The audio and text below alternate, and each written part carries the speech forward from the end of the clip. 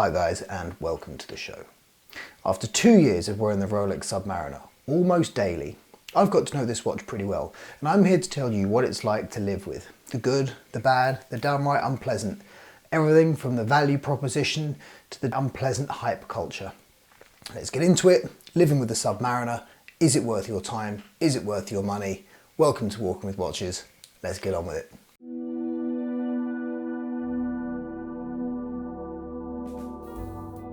So one of the things that I find most interesting when it comes to talking with watch collectors, whether that's you guys out here in YouTube land or out there in real world land, is the stories that go with it. Why do people buy watches? What was the occasion? What's the meaning? What's the attachment? And I think that's one of the nicest things about watch collecting is these things aren't just there to show off with. They're there for people to live and enjoy and collect as you go through moments in your life. Okay, and if I can just say, if you are new here, welcome to Walking with Watches. It's a watch collectors YouTube space where we just love, enjoy and talk about watches and what's going on and what we're buying and what we're collecting and all that fun stuff.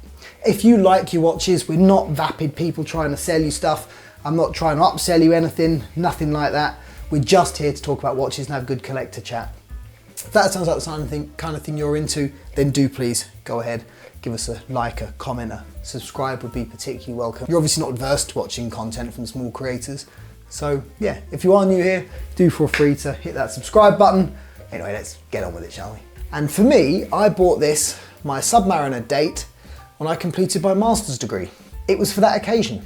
A lot of hard work, something I never thought I would ever achieve. I invested a lot of time, effort and money into my education. And every time I look at my Submariner, it teaches me two things.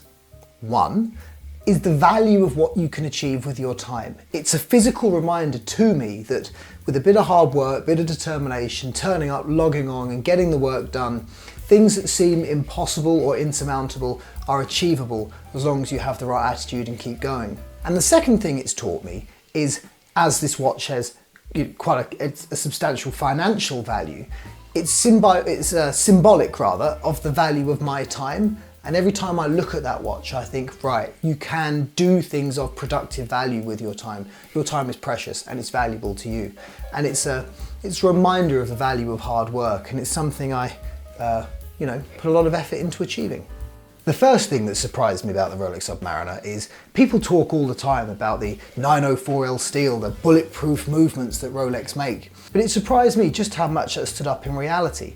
Whether it be how little the watch has scratched with pretty heavy use, no bezel marking or damaging, no bracelet stretch, all of this was true. The Submariner, a few years old with pretty regular use, still looks and feels pretty new, pretty good condition. And that is something I have to give Rolex credit for. The second thing that they deserve credit for is actually something that people don't really talk enough about, and actually it's a bit of a problem with it as well. But that's the clasp. The glide lock system on the Submariner clasp is absolutely magnificent. Rolex bracelets are famous for how comfortable they are, and this is no exception. The bracelet is genuinely superb. Versatility. Now, look, you can probably tell a sort of fashion conscious guy I am not, but the Submariner fits whatever it is you're wearing. T-shirt and jeans, it looks cool. Sort of jumper for work, looks fine. A smart suit, looks fine. There is no circumstance in which a Submariner doesn't fit well. And that is something of a trump card, my friends. It's always a good looking watch. So I suppose you can summarize it by saying the most surprising things are all the things you hear about a Submariner are basically true. They keep excellent time, they're extremely comfortable, they're handsome, they're versatile in your fashion sense, they're durable in terms of a good timekeeping sense. Everything you hear about the Submariner, all the positives, all the reasons why people buy it are true. Now, sadly, there actually are some bad things about the Rolex Submariner. Hard to believe, I know.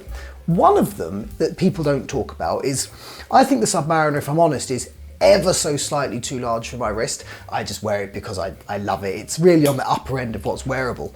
And something which makes it feel its size, or perhaps makes it feel more of a wrist presence, is the clasp. The clasp on this watch is enormous. I mean, look at this. It's basically the same size as the watch. I mean, it's not quite, as I'm sure you can see there. It's a little bit different at the bottom, but it's basically the same size as the watch. it's not also it's not a light bracelet either. You basically have what feels like a lightweight watch head on the underside of your wrist. If you like your watches light, your leather bands, titanium, all that sort of stuff, you're a NATO strap sort of person, this is going to feel like a big hunk of steel on your wrist. It is heavy, it does have a quality feel about it, there can be no question about that, but that bracelet, that clasp, brilliant though it is, it's big. It is big. So, one of the other downsides about owning the Submariner is the least interesting thing about it. There is a small number of people who like watches because they like them for status. That's their main reason for buying them. It's something to show off with.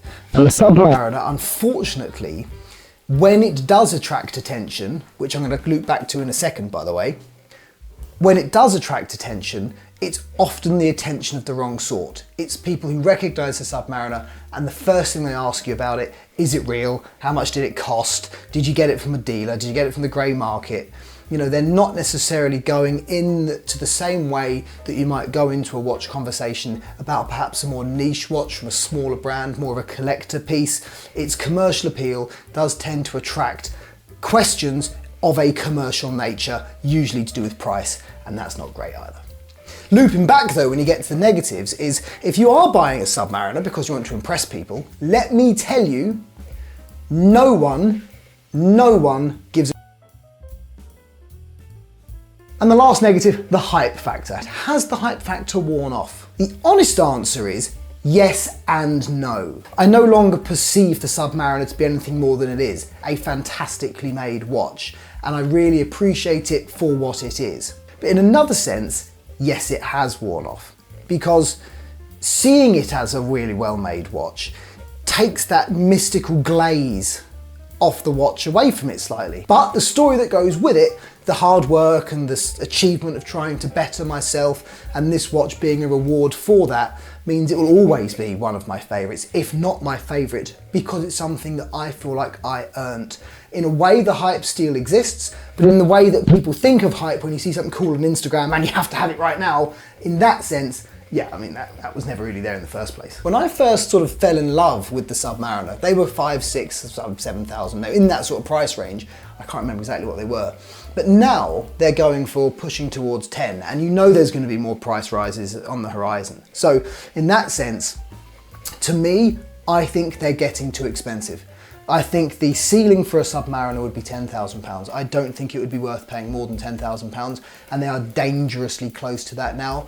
And I think actually, I don't really talk about value so much because value's relative to what position you're in at the time when you're buying a watch. May not be what someone else perceives as value. So value's kind of a bit relative, and specs we can get a bit obsessed about and everything else. But all of that being said, all of the positives being said, and the lived with disadvantages that I've already alluded to, I think it's getting to the point where it's almost not worth the money.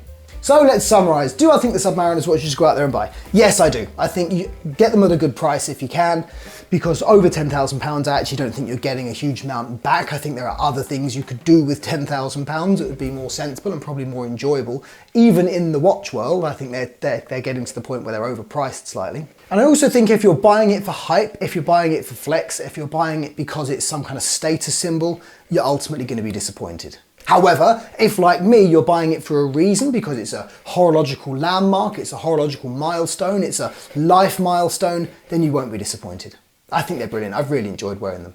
Anyway, look, we won't go on that for too long. Submariner, it's well-trodden ground, so let's move the video on. This has been Walking with Watches. Guys, thank you for checking out the channel. If you could give us a like and a subscribe and a comment, all that algorithm stuff, I'd really appreciate it.